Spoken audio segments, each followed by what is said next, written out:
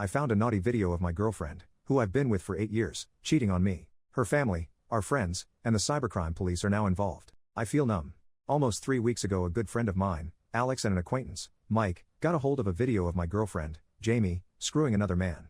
Mike found this browsing through adult sites with niche themes and by chance, recognized Jamie. I got into contact with Alex about it, where both of them told me about the infidelity. When Alex and Mike told me of the infidelity, I was in shock and numb. I couldn't really say anything until I saw the video, where I proceeded to puke my guts out. I couldn't even sit through a minute of it.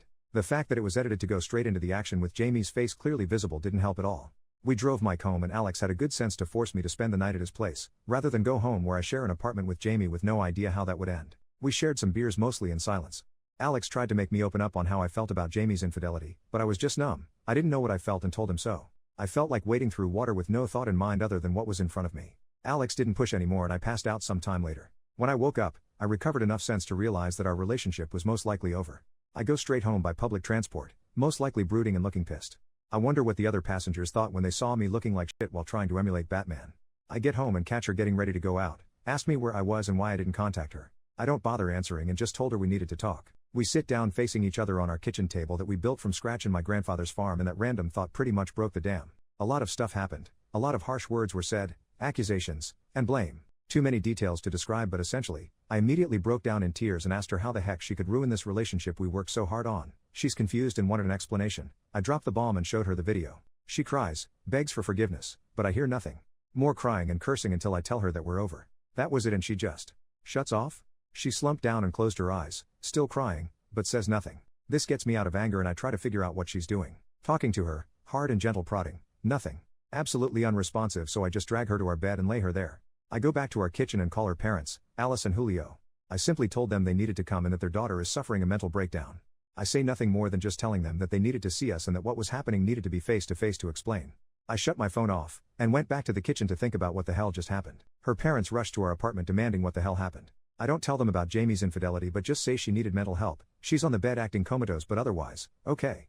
They couldn't bring her out of it, and eventually I had to explain. I didn't want to do it without Jamie being able to explain herself. I showed them the video and they're heartbroken, told them we had an argument. I didn't hurt her, but she probably couldn't handle the stress and broke down. They decided to bring Jamie to her university's mental health clinic. I decided not to go with them. The next day, Jamie eventually wakes up. She's stable and responsive. There, she says that the video was not consented. Her family decided to report this to the cybercrime police. Jamie's family won't grill her with her mental state being the way it is, but her parents are obviously ashamed and aren't sure what to do other than what the psychologist recommends, which is to let Jamie rest for a while and support her until they're sure she doesn't implode, then was sent home to her parents. This was all relayed to me by her older sister, Jackie, who's trying to be the mediator. She asked me if I really was going to end the relationship. I responded saying that I'm not sure if we can even salvage it. 2 days later, Jamie's parents asked me to visit them for a talk. I agree and go the next day. Jamie's parents, and her older sister are present. We go to their living room and sit down. They looked sad and tired, and I felt the same. Jamie will be the last topic of our talk. First is me. They wanted my parents to be involved. I feel disrespected as we're already adults, plus my father and I are tense, but I relent as I'm already tired and a bit out of my depth. Marriage was in discussion in the past after all. Finally, we talk about Jamie. She's stuck in her room, miserable and ashamed, otherwise, okay. She'll stay with her parents for now. When she's needed by the police, she can stay with Jackie in a hotel. They understand that I needed space. They've submitted a report to our cities. They live about 2 hours away in the suburbs, cybercrime office. I'm needed for the investigation. I explained that I wasn't the one who found the video, but I'll try to get Mike involved. They apologize for Jamie, but I tell them she's the one who needed to apologize and that they shouldn't baby her. They agree but beg me not to argue right now since Jamie may relapse. They explain her psychologist's assessment. Spontaneous nervous breakdown, no history of mental illness, concluded to be caused by accumulated stress from her studies and acute stress reaction from our argument. She needs rest in a safe environment. Psych almost called the police on me, but they convinced them not to, and with no physical trauma observed, gave up. The discussion devolved to apologizing, tears from Alice especially, and other noise. But they did want to take charge of everything. The investigation, Jamie's well-being, her education and finances, etc. I was kinda washed off of everything. 8 days later, Alice calls me in the middle of the night begging me to see Jamie. She's having a depressive episode, with a kitchen knife, locked in the bathroom and yelling for me. Worst hour of my life. I'm pretty sure I almost died twice on the road and glad that my country isn't developed enough for highway cameras. I meet Alice and Jackie outside the house waiting for me.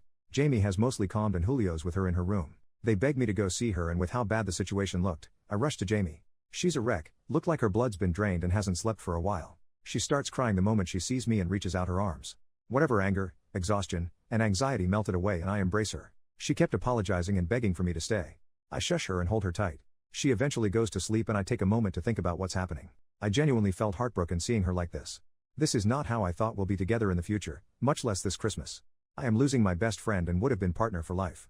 This was the person who helped me through my depression when even my own family dismissed it. She's even the one who made me make journals to help process what I go through. It's actually ironic how she's the reason how good I can write down details on her affair and how bad it affected me. She's not evil. She's a beautiful, patient, and overall wonderful human being. Thinking of all the stuff we've been through, what we've done for each other, if I were to list all of it, it would probably reach twice the word count for my post. I love her and was prepared to be with her for life and face everything that comes with it. And she destroyed that.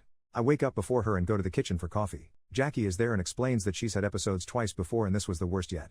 All of us except Jamie talk on what to do. Alice is in chemo for breast cancer, Julio runs a business 20 minutes away, Jackie's workplace is already hounding her, and Jamie needs help. The situation is screwed and everyone is exhausted. Jamie needs therapy. I implied mental institution and that almost got my head torn off, but no one can look after her 24/7. They asked me to reschedule the inevitable and try to help her. There was definitely some emotional manipulation, but they are desperate. Due to my obvious lingering attachment and my own respect and love for these people, I agree. This is where I messed up. I go home, talk to Mike about the investigation, and he agrees to talk to the police. I call Alex and explain all the bullcrap happening. He warns me that this didn't sound like the right call, a mental institution was probably the best, and I'm just gonna get hurt. Regardless, he'll still stand by my decision and to call when I need him. I love this guy. I've already scheduled a consultation for therapy and Jamie will have a different one scheduled 3 days from now in my city. I just want to take a really long nap and get away from all this.